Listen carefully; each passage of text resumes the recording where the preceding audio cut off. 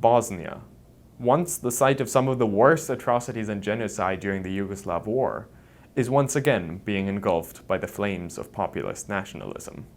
Milorad Dodik, best buddies with Putin and Orban, is trying to break the state apart. He speaks of the supposed erasure of his people, the Serb minority, and he is even threatening to build up his own army and declare independence. But how could it come this far, and will Bosnia once again descend into bloody civil conflict? To understand that, first, we have to look at how we got here in the first place. In the late days of Yugoslavia, Muslim Bosniaks had lived peacefully alongside Christian Croats and Orthodox Serbs as neighbors and co-workers for as long as anybody could remember.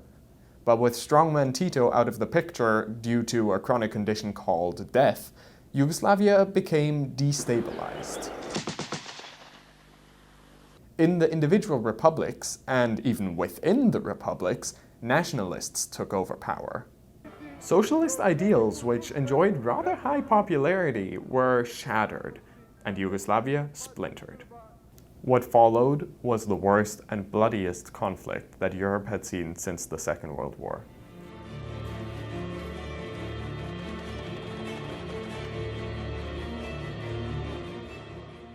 If you look at this map, you can see that Bosnia in many ways was really a microcosm of what Yugoslavia was as a whole. This patchwork of ethnicities, which had lived peacefully together for as long as anyone could remember, was exploited by populists who succeeded in making former friends and even family members turn on one another. While all sides committed atrocities and war crimes, the Serb militias were particularly genocidal and killed about 80% of the civilians that died in the conflict. The war came to an end when the international community brokered a delicate peace deal between the ethnic groups, the Dayton Agreement.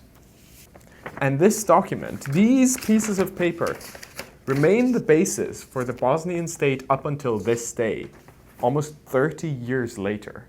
It was never meant to be a permanent solution. It ended the war, which was great, but it made things very, very complicated. And this is where we get to the present day.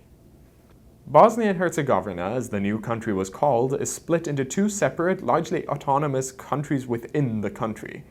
The Federation of Bosnia and Herzegovina, which is mostly Bosniak but also has a sizable Croatian population, and the slightly smaller Republika Srpska, which is mostly Serb populated. There's also a jointly administered district, but let's not worry about that for now. It's complicated enough as it is.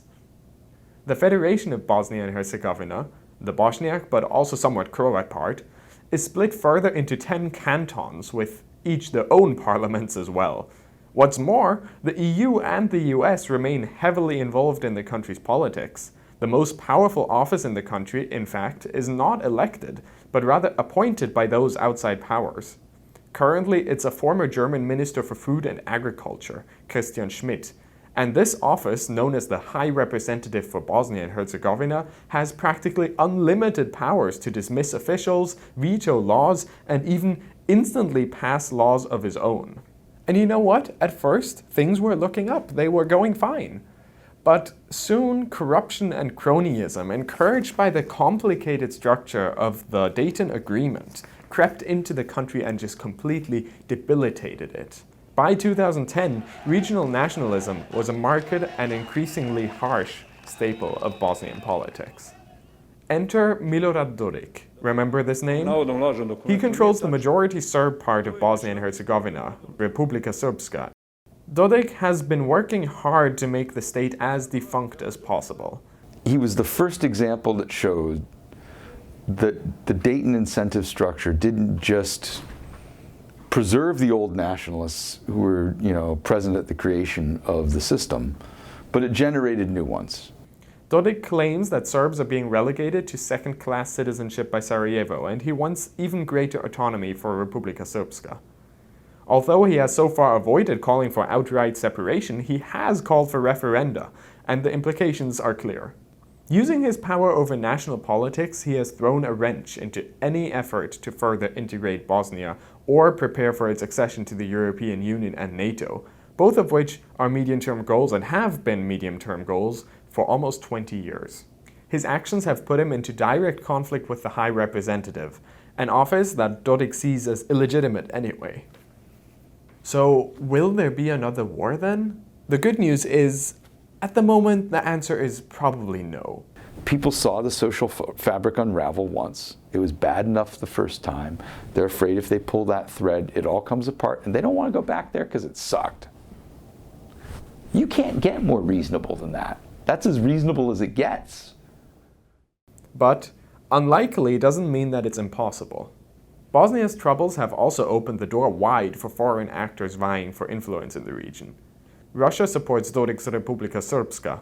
Serbia wants to maintain influence in the region. Turkey, with Erdogan living out Ottoman fantasies, likes to present itself as the natural country of alliance for Balkan Muslims.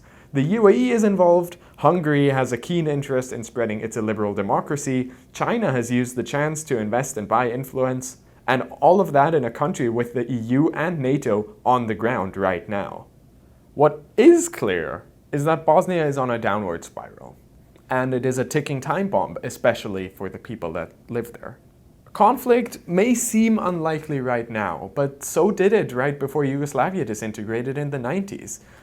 One thing's for certain, something needs to change.